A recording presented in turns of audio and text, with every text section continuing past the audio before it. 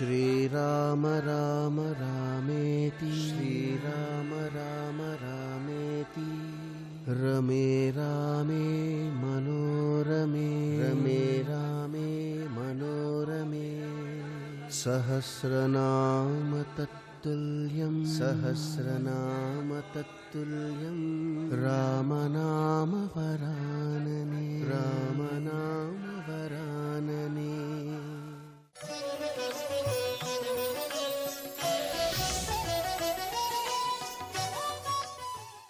అయోధ్యకాండ అంటే ప్రధానంగా అయోధ్యానగరంలో జరిగినటువంటి ఇతివృత్తం. అదేమిటి?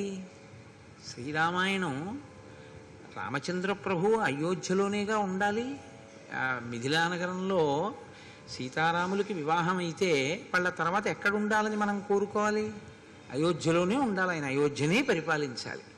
ఆయన అయోధ్యనే పరిపాలిస్తే ఇంకా ఆయన నరుడిగా రావడం అనవసరం. ఎందుకని అంటే ఆయన వచ్చిన అవతార ప్రయోజనాలు రెండు: ఒకటి రావణ వధ, రెండు మనుష్యుని యొక్క గొప్పతనాన్ని నిరూపించడం. ఇందులో మనుష్యుని యొక్క గొప్పతనాన్ని నిరూపించడంలో కొంత భాగం జరిగింది ఇప్పటికీ. మిగిలినటువంటిది రావణ సంహారం తర్వాత మళ్ళీ జరగాలి. ఎందుకంటే ఆయన మళ్ళీ రాజారాముడు కావాలి. కాబట్టి అయోధ్యలోనే ఆయన ఉండడు అన్నది సుస్పష్టం. అయోధ్యని విడిచిపెట్టవలసి ఉంటుంది కొంతకాలం. కాబట్టి ఇప్పుడు అయోధ్యని విడిచిపెట్టవలసి ఉంటుంది. కాబట్టి అయోధ్యని విడిచిపెట్టడానికి కావలసిన కారణం ఒకటి అయోధ్యకాండలోనే పుడుతుంది. కాబట్టి ఇప్పుడు అయోధ్యకాండ అని ఆయన పేరు పెట్టడంలో ఉన్నటువంటి రహస్యం అది. కేవలం అయోధ్యలో జరిగిన వృత్తాంతముతో ఉన్నది అయితే రామచంద్రమూర్తి రావణవధానంతరం తిరిగి వచ్చిన తర్వాత కూడా అయోధ్యకాండే అనాలి. కానీ అలా అనలేదు. రామాయణంలో బాలకాండ తర్వాత అయోధ్యకాండ అనడం వెనక ఉన్న రహస్యం ఏమిటంటే సీతారాముల వివాహం అవడం అనేటటువంటిది శ్రీరాముడిగా రామచంద్రమూర్తిని లోకానికి పనికొచ్చేటటువంటి వ్యక్తిగా విశ్వామిత్రుడు అందించి తాను ఉత్తర దిక్కుకు వెళ్ళిపోయాడు. బాలకాండ అన్న పేరంటారా? బాలకాండ అనడానికి కారణం రాముని బాల్యాన్ని వర్ణించింది అని కాదు. ప్రధానంగా బాలుడు అంటే అందుకే గణపతిని ఎప్పుడూ కూడా బాలుడిగా చెప్తారు తప్ప గణపతికి, సుబ్రహ్మణ్యుడికి, వీళ్ళకి యవ్వనంలో ఉన్నవాళ్ళు, వృద్ధాప్యంలో ఉన్న వాళ్ళ కింద చెప్పరు. అసలు ఎప్పుడు బాలుడి కిందే చెప్తారు. బాలుడి కింద ఎందుకు చెప్తారో తెలుసా అండి? బాలుడి కింద చెప్పడానికి ఒక లక్షణం చెప్తారు పెద్దలు. ఇప్పుడు కోపం వస్తుంది పిల్లాడికి, ఏదో నాన్నగారు కాజా ఇవ్వలేదు, కోపం వస్తుంది. ఆ కోపం ఎంతసేపు ఉంటుంది అంటే మనం చెప్పలేము. 2 నిమిషాలు 3 నిమిషాలు ఉంటుంది, పోతుంది. పోయి మళ్ళీ నాన్నగారండి నాన్నగారండి అని వాడే వచ్చేస్తాడు. ఇందాక కోపడ్డావు కదరా అంటే అసలు ఆ కోపపు ఛాయి కూడా వాడి మనసులో ఉండదు. వాడు నవ్వుతాడు అంతే. వాడికి ఏం జ్ఞాపకం కూడా ఉండదు. నిన్న నాన్నగారు కాజా తేలేదు, నేను నాన్నగారి మీద కోపం పెట్టుకున్నానన్న విషయం కూడా వాడి స్మృతిలో ఉండదు. అంతగా బాలురు ఎలా ప్రవర్తిస్తారో అలా మనం చేసేటటువంటి తప్పిదములను మన్నించి మన కార్యములకు విఘ్నములను తీసేస్తారు. కాబట్టి విఘ్నేశ్వరుడు బాలుడు, విశ్వామిత్రుడు బాలుడు. విశ్వామిత్రుడు బాలుడు అంటే అంత స్వచ్ఛమైనటువంటి హృదయము కలిగినటువంటి వాడు, బ్రహ్మర్షిత్వమును పొందినవాడు. బ్రహ్మర్షిత్వమును పొందినటువంటి విశ్వామిత్రుడు రామచంద్రమూర్తిని బాలకాండలో ఉత్తరోత్తరాలోకానికి పనికొచ్చేటటువంటి లోకాభిరాముడుగా ఎలా తయారు చేశాడో చెప్పిన కాండ విశ్వామిత్రుడి యొక్క జీవితాన్ని వర్ణన చేసిన కాండ. కాబట్టి దానికి బాలకాండ అని పేరు. ఇప్పుడు మనం అయోధ్యకాండలోకి ప్రవేశిస్తున్నాం. అయోధ్యకాండ తిక్కన గారి మాటల్లో చెప్పాలంటే ఊర్జిత కథోపేతంబు అంటాడు. తిక్కన గారు మహాభారతంలో విరాట పర్వాన్ని ఆంధ్రీకరిస్తూ దాన్ని ఊర్జిత కథోపేతంబు అన్నారు. ఊర్జిత కథోపేతము అంటే ఏమిటో తెలుసా అండి? మంచి బిగితో కూడి ఉంటుందన్నమాట. అంటే నేను తేలిగ్గా మీకు అర్థమయ్యేటో మాట అనాలంటే సస్పెన్స్ అంటే బాగా తెలిసిపోతుంది. ఊర్జితము అంటే ఏం జరుగుతుంది ఏం జరుగుతుంది అని ఉత్కంఠ.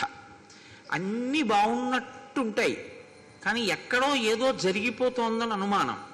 ఇది ఎటువైపు నుంచి వస్తుంది అన్నది తెలియదు. సాఫీగా నడిచిపోతున్నటువంటి కథ ముడిపడడం మొదలవుతుంది. ముడిపడి ఇది ఎలా ఎక్కడ తేలుతుంది ఎలా తేలుతుంది అని శ్రోతయందు ఒక ఉత్కంఠని సృష్టిస్తుంది. అలా సృష్టించడం ఎక్కడ మొదలైందో దాన్ని ఊర్జిత కథ అని పిలుస్తారు. బాలకాండ ఊర్జిత కథ కాదు యథార్థానికి. ఎందుకంటే అసలు కొడుకులు లేరు, అశ్వమేధం చేస్తానంటే కొడుకు పుడతాడా పుట్టడా అని మీకు అనుమానం ఏం లేదు. ఎందుకు లేదంటే వెంటనే సుమంత్రుడు చెప్పేశాడు, నేను విన్నానయ్యా ఇంతకుముందే బ్రహ్మమానసపుత్రుడు సనత్కుమారుడి దగ్గర నీకు కొడుకు పుడతాడని చెప్పేశాడు. ఋష్యశృంగుడు ఆశీర్వచనం చేసేశాడు, వశిష్ఠుడు ఆశీర్వచనం చేసేశాడు. కాబట్టి కొడుకులు పుట్టేస్తారు. కాబట్టి అందులో ఊర్జిత కథ అనడానికి ఏముంటుంది? బాలకాండలో ఏం ఉండదు. అయోధ్యకాండ దగ్గరికి వచ్చేటప్పటికి ఊర్జిత కథ. అయోధ్యకాండ ఊర్జిత కథగా మనకి ప్రయోజనం ఏమిటో తెలుసా అండి? మనం గృహస్థాశ్రమంలో ఉన్నటువంటి వాళ్ళం. గృహస్థాశ్రమం అనేటటువంటిది బ్రహ్మచర్యము తర్వాత స్వీకరింపబడేటటువంటి ఆశ్రమం. ఈ గృహస్థాశ్రమంలో ప్రధానంగా పురుషుడు లేదా యజమాని లేదా జీవుడు ఏం చేయాలంటే అర్ధకామములను ధర్మబద్ధం చేసుకుని వైరాగ్యాన్ని సంతరించుకునే ప్రయత్నం చెయ్యాలి.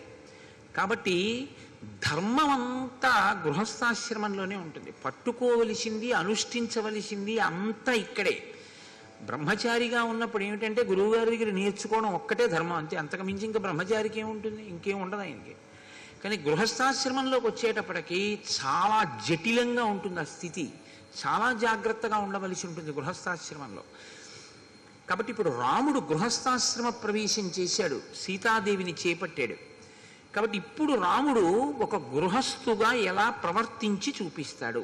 ఇప్పటి వరకు ఒక బ్రహ్మచారిగా ఆయన తల్లితో తండ్రితో గురువుతో, తల్లితో తండ్రితో ఆయన ఎంతవరకు సమన్వయం చెందాడు, ఏం మాట్లాడాడు అన్నది పెద్ద అవకాశం మనకి లేదు తెలుసుకోవడానికి. అంతఃపురంలో ఏదో పిల్లలతో మాట్లాడతారు, అది పెద్ద విశేషమేం కాదు. కానీ గురువుగారి దగ్గర ఉండి నేర్చుకున్నది ఏదుందో అది ప్రధానం. అది ఒక్కటే ఉంటుంది బ్రహ్మచర్యంలో.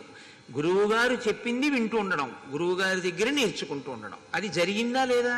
జరిగింది బ్రహ్మచారిగా రామచంద్రమూర్తికి. గృహస్థాశ్రమంలోకి వచ్చేటప్పటికీ అనేక విధములైనటువంటి సమస్యలు తలెత్తుతాయి. పాత్ర మారిపోతుంది. ధర్మం భార్య దగ్గరికి వెడితే భర్తృధర్మం, తమ్ముడి దగ్గర నిలబడితే అన్నధర్మం, గురువు దగ్గరికి వెడితే శిష్యధర్మం, తండ్రి దగ్గరికి వెడితే కొడుకు ధర్మం. ఏ ధర్మానికి ఆ ధర్మాన్ని నిలబెట్టుకుంటూ అన్నిటికన్నా సమున్నతమైనటువంటి ధర్మం ఏదుందో, అంటే వేద ప్రోక్తమైనటువంటి ధర్మం ఏదుందో ఆ ధర్మంతో మిగిలినటువంటివి సమన్వయం చేసుకుంటూ వెడుతూ ఉండాలి. ఇది చాలా సంక్లిష్టమైనటువంటి వ్యవస్థ. ఇందులో మనకి పెద్దలు ఏం చెప్తారంటే, ఈ ధర్మం అనేది మీరు ఎక్కడ తెలుసుకోవాలి అంటే ఒక్క వేదంలోంచే తెలుసుకోవాలి. ఎందుకంటే ధర్మం చెప్పడానికి అధికారం ఇంకెవరికి లేదు. నేను ధర్మం చెప్తానండి అంటే నాకేం అధికారం లేదు ధర్మం చెప్పడానికి. నీ చెప్పింది ధర్మం అవదు, వేదం చెప్పింది ధర్మం అవుతుంది. వేదం చెప్పింది ధర్మం అయితే వేదం చదివి తెలుసుకోగలిగినటువంటి ప్రజ్ఞ ఇవాళ ఎంతమందికి ఉంటుంది? వేదంలో ధర్మం ఇలా ఉంది అని మనం ఎలా చెప్పగలం? చెప్పలేం. కాబట్టి ఋషులు ఏం చేశారంటే స్మృతులు కింద తీసుకొచ్చారు.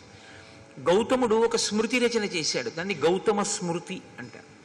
యాజ్ఞవల్కుడు ఒక స్మృతి చేశాడు, యాజ్ఞవల్క స్మృతి, అత్రి స్మృతి. ఇలా స్మృతులు వచ్చాయి. స్మృతులు ఏం చేస్తాయంటే వేదంలో ఉన్నటువంటి ధర్మసూత్రములను క్రోడీకరించి వాటిని అందంగా ఒక పొందికతో తీసుకొస్తారు. దానికి స్మృతి అని పేరు. శృతి స్మృతి రెండు విరుద్ధంగా ఉండవు.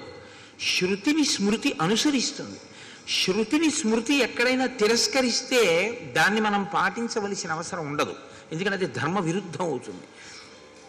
అసలు ధర్మ విరుద్ధమైన విషయాన్ని ఋషి ప్రతిపాదించడం.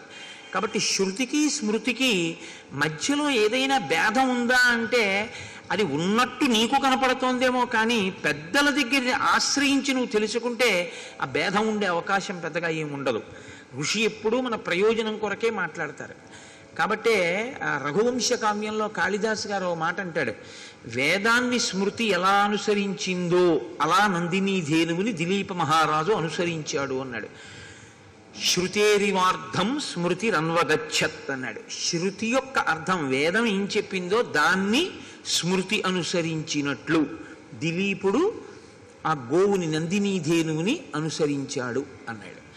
కాబట్టి ఇప్పుడు ధర్మాన్ని పాటించాలి, స్మృతులన్నా తెలిసి ఉండాలి, వేదమన్నా తెలిసి ఉండాలి. నాకు వేదము తెలియదు, స్మృతులు తెలియదు, మరి ఏం తెలుసుకుంటే ధర్మం తెలుస్తుంది? వేదోపబ్రహ్మణమైనటువంటి రామాయణంలో రాముడు ధర్మమూర్తి అయ్యాడు. ఎలా అయ్యాడు? పుట్టుక చేత ధర్మమూర్తి కాలేదు, ధర్మాన్ని అనుష్ఠించి ధర్మమూర్తి అయ్యాడు. కాబట్టి ఇప్పుడు నీవు శ్రీరామాయణం అయోధ్యకాండ ప్రత్యేకించి బాగా అర్థమైతే మీకు అనేకమైనటువంటి ధార్మిక విషయముల మీద అనుమానాలు తీరిపోతాయి. కానీ మీరు దాన్ని చాలా జాగ్రత్తగా అర్థం చేసుకోవలసి ఉంటుంది. అర్థం చేసుకుంటే మాత్రం అసలు గృహస్థాశ్రమంలో ఎలా బ్రతకాలి, ఎలా ఉంటాయి విషయాలు అన్నదాన్ని అసలు అయోధ్యకాండ ఆవిష్కరించినట్లుగా శ్రీరామాయణంలో మిగిలిన కాండలు చూపించలేవు. ఎందుకంటే సుందరకాండ ఉపాసన కాండ, అయోధ్యకాండ గృహస్థాశ్రమ ధర్మములను వివరించేటటువంటి కాండ.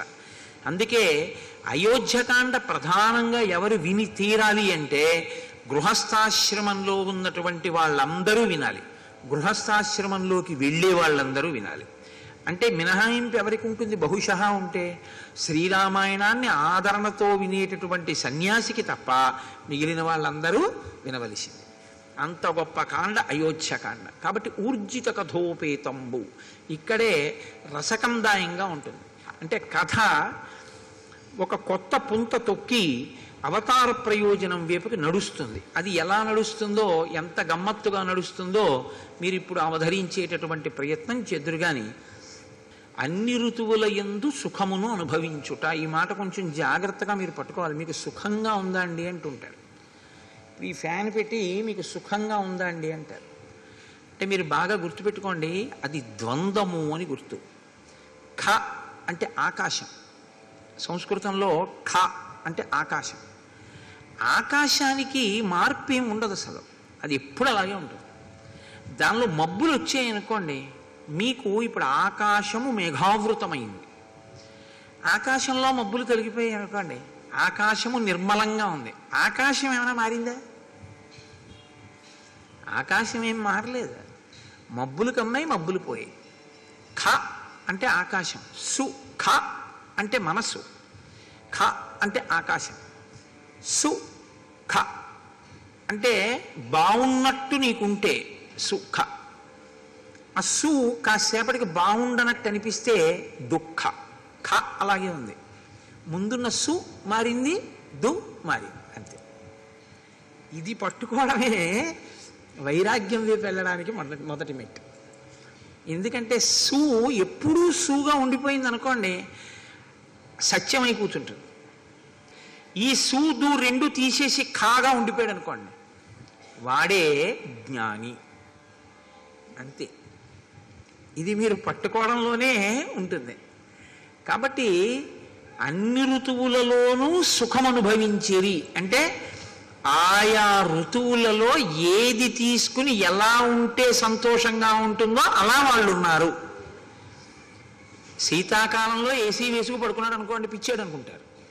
వేసవి కాలంలో ఏసీ వేసుకు పడుకుంటే సుఖంగా ఉందంటాడు. అంటే ఏ ఋతువులో దేన్ని వాడుకుంటే మనసుకి సంతోషంగా ఉంటుందో అలా వాళ్ళు గడిపారు. అంటే సీతారాములు సంతోషంగా ఉన్నారా? మీకు అనుమానమా? అన్ని ఋతువులలోనూ సంతోషంగా ఉన్నారంటే 365 రోజులు సంతోషంగానే ఉన్నారు. ఇప్పుడు ఈ సంతోషానికి అడ్డేదైనా వచ్చిందనుకోండి, బాగా గమనించండి నేను చెప్పే మాటని. ఇప్పుడు ఈ సంతోషానికి అన్ని ఋతువులలో సీతారాములు సంతోషంగా ఉన్నారు. ఇప్పుడు సీతారాములు అడవికి వెళ్ళిపోతారు. పెద్ద విచిత్రం ఏంటంటే, మీకు తెలియదా, నాకు తెలియదా, నేను దాచిపెట్టవలసిన అవసరం ఏముంది అందులో? నేను దాచిపెడితే మాత్రం మీకు తెలియదా? అడవికి వెళ్ళిపోయారు. అడవికి వెళ్ళిపోతే మీరు నేను ఏం చేస్తామంటే ఇలా వేళ్ళు విరిచి, అయ్యయ్యయ్యో ఎంత పని చేసిందండి మందర, ఎంత పని చేసిందండి కైకమ్మ, రాముడు అడవికి వెళ్ళిపోయాడు, పాపం ఎంత కష్టపడుతున్నాడో అంటాం. ఆయనకి అది సు కాదు, దు కాదు, ఆయన ఖ. మీకు దుఃఖంలా కనపడుతున్నది రాముడికి దుఃఖం కాదు. అది రాముడికి దుఃఖం అయితే రామాయణం నేను చెప్పక్కర్లేదు, మీరు వినక్కర్లేదు. ఆయనకి ధర్మం కావాలంతే. ధర్మం పట్టుకుని ఉంటే ఆయనకి సంతోషం. ధర్మం వదిలేశాడో రాముడు, అది ఆయనకి ఇబ్బంది. అందుకే అసలు వదలడం. ఎప్పుడైనా వదిలిపెడతాడేమో అన్నట్టు అనిపిస్తుంది ఒక్కొక్కసారి, కానీ వదలడం, దాన్నే పట్టుకుంటాడు. ఇది మీరు రామపాత్ర వైపు నుంచి పట్టుకోవాలి. కదలని రాముడు కదలకుండా ఉన్నా కదిలిపోతున్న పాత్రలు ఎన్నున్నాయో పట్టుకోవడం రామాయణం. కదలని రాముడు కదలకుండా ఉన్నాడు, కదులుతున్నవన్నీ కదలని దాన్ని ఆశ్రయించి కదులుతున్నాయి. మీరు గమనించండి, బండి కదులుతుంది. బండి కదలాలంటే దేన్ని ఆధారం చేసుకుని కదులుతుంది? చక్రాలను ఆధారం చేసుకుని కదులుతుంది. చక్రాలు దేనికి బిగింపబడి ఉంటాయి? ఒక ఇరుసుకుంటాయి. ఇరుసు అలా ఉండి చక్రాలు తిరుగుతూ ఉంటాయి. ఒక తిరగనిది తిరుగుతున్న దాని మీద ఉంటుంది. కదలని బండి కదులుతున్న చక్రాల మీద ఉంటుంది. కదులుతున్న చక్రాల వల్ల బండి కదులుతూ ఉంటుంది తప్ప అసలు అది కదలదు. లేదా కదలని దాన్ని ఆధారం చేసుకుని కదులుతూ ఉంటాయి చక్రాలు. అప్పుడు మీరు ఇరుసు కదలటం లేదు, చక్రాలు బిగింపబడి ఉన్నాయనుకుంటే. అలా లోపల కదలని రాముణ్ణి ఆధారం చేసుకుని కదిలిపోతున్న పాత్రలు కదిలిపోవడం మొదలవుతాయి అయోధ్యకాండ నుంచి. ఇంకా ఇది అయోధ్యకాండ నుంచి మీరు ఆ కోణంలో చూడవలసినటువంటి ఒక దృక్కోణం రామాయణాన్ని. అందుకని ఈ కదలికని చూపించడం గచ్చతా, కదులుతున్నాయి. ఇక నుంచి నువ్వు జాగ్రత్తగా కదులుతున్నాయంటే కదలనిదేది, కదులుతున్నదేవి, ఇది చూడటం నేర్చుకో. ఇది వాల్మీకి హృదయం. గచ్చత అని మొదలెట్టారు ఆయన. గచ్చత అంటే వెళ్ళిపోయెను, వెడలిపోయెను అన్న మాటతో మొదలు పెట్టారంటే అది కదలిక. వెళ్ళడం అంటే కదలిక కదండి. ఈ కదలిక ఏ కదలని దాన్ని ఆధారం చేసుకుని కదలడం మొదలు పెట్టాయన్నీ. ఇది నువ్వు పట్టుకోగలిగితే కదలని వాడెవడో, దేని వలన కదలడో నువ్వు పట్టుకోగలవు. ఇది అయోధ్యకాండలో మీరు చాలా జాగ్రత్తగా పరిశీలించాలి. అలా కదలకపోవడానికి కారణం ఏమిటంటే ఆయన పట్టుకున్న ధర్మం రాముడిది. ఇప్పుడు గచ్చతామాతులకులం భరతేన తదానఘ శత్రుఘ్నో నిత్యశత్రుఘ్నో నీత ప్రీతి పురస్కృత. గచ్చతా మాతుల కులం. మాతుల కులం అంటే మేనమామ గారి ఇల్లు. భరతుని యొక్క మేనమామ యుధాజిత్, కేకయరాజు యొక్క కుమారుడు. యుధాజిత్ పెళ్లికే వచ్చాడు. జనక మహారాజు గారి యొక్క నగరానికి, మిథిలా నగరానికి వచ్చాడు. వచ్చి పెళ్ళి అయిపోగానే భరతుణ్ణి శత్రుఘ్నుణ్ణి నేను తీసుకెళ్తానని అడిగాడు. లేదా భరతుడు భరతుణ్ణి అడుగుతాడు కదండి, శత్రుఘ్నుణ్ణి అడగాడు. ఎందుకంటే భరతుడు కదా మేనల్లుడు. కాబట్టి భరతుణ్ణి అడుగుతాడు, ఒరే నిన్ను తీసుకెళ్దామని వచ్చాను రా, నీ పెళ్ళి అన్నారు అక్కడికి వచ్చాను, పెళ్ళి అయిపోయింది కదా, ఏదో నిన్ను తీసుకెళ్ళి సరదాగా నీతో గడపాలని ఉంది నాకు కొన్నాళ్ళు, అందుకు వచ్చాను, కాబట్టి నిన్ను తీసుకెళ్దాం అనుకుంటున్నాను అంటే భరతుడు తప్పకుండా వస్తాను మామయ్య అంటే కదా దశరథుడిని అడగడం వెళ్తానని. మీరు బాగా ఆలోచించండి.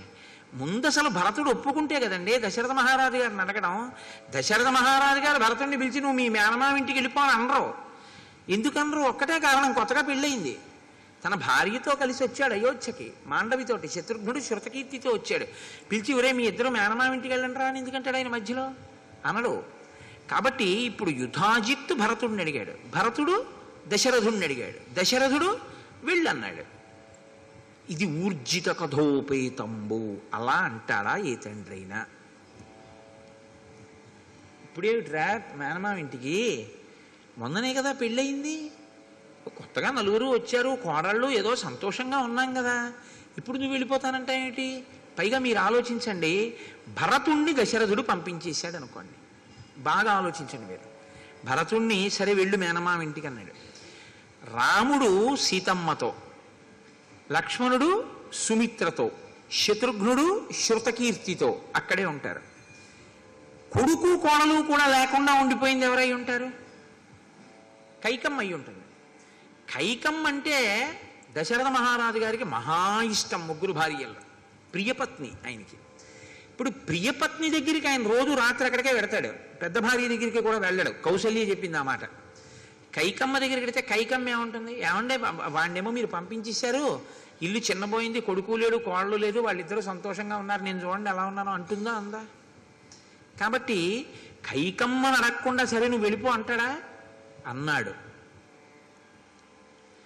భరతుడు ఏం చేశాడు? సరే మామయ్య నీతో వచ్చేస్తానని తను వెళ్ళిపోయాడు. వెళ్ళిపోతూ ఏం చేశాడు? శత్రుఘ్నుని తీసుకెళ్ళిపోయాడు. అసలు మొదటి శ్లోకంలో ఉందండి పట్టంతా అయోధ్యకాండలో. గచ్చతా మాతుల కులం భరతేన తదానగ శత్రుఘ్నో నిత్య శత్రుఘ్నో నీత ప్రీతి పురస్కృత. తీసుకెళ్ళేటప్పుడు ఎలా తీసుకెళ్ళాడు శత్రుఘ్నుణ్ణి? అత్యంత ప్రీతితో తీసుకెళ్ళాడు. అత్యంత ప్రీతితో తీసుకెళ్ళడం దోషం కాదు. కానీ శ్రీరామాయణాన్ని మీరు జాగ్రత్తగా పరిశీలనం చేస్తే మాండవి శృతకీర్తి కూడా భరత శత్రుఘ్నులతో యుధాజిత్ ఇంటికి వెళ్ళినట్టు కనపడదు. భరతుడు తన మేనమామ ఇంటికి వెళ్తున్నాడు, శత్రుఘ్నుడికి యుధాజిత్తు మేనమామ కాడు. కానప్పుడు శత్రుఘ్నుడిని భరతుడు ఎలా పిలిచాడు? రమ్మని పిలిచాడు. శత్రుఘ్నుడు ఎలా వెళ్ళిపోయాడు? వెళ్ళిపోయిన వాడు ఇప్పుడు రమ్మన్నాడు, ఏమిటి రమ్మని, బాగుంటుందా అని ఏమాత్రం అనుకోకుండా ప్రీతితో వెళ్ళిపోయాడు, ప్రీతితో తీసుకెళ్ళిపోయాడు. అంటే భరత శత్రుఘ్నుల మధ్య ఉన్న అన్యోన్యత ఎంత గొప్పదంటే, భరతుడు ఎక్కడుంటే శత్రుఘ్నుడు అక్కడ ఉంటాడు. కథని కథగా వినండి అంతే మీరు. నేను అదే మీకు మనవి చేసింది. శ్రీరామాయణాన్ని మీరేం పెద్ద చిలవల పలవలు చెయ్యక్కర్లేదు, కథని కథగా వినండి, అది అమృత ఫలం అంతే. సర్వం శ్రీ ఉమామహేశ్వర పరబ్రహ్మార్పణమస్తు. స్వస్తి.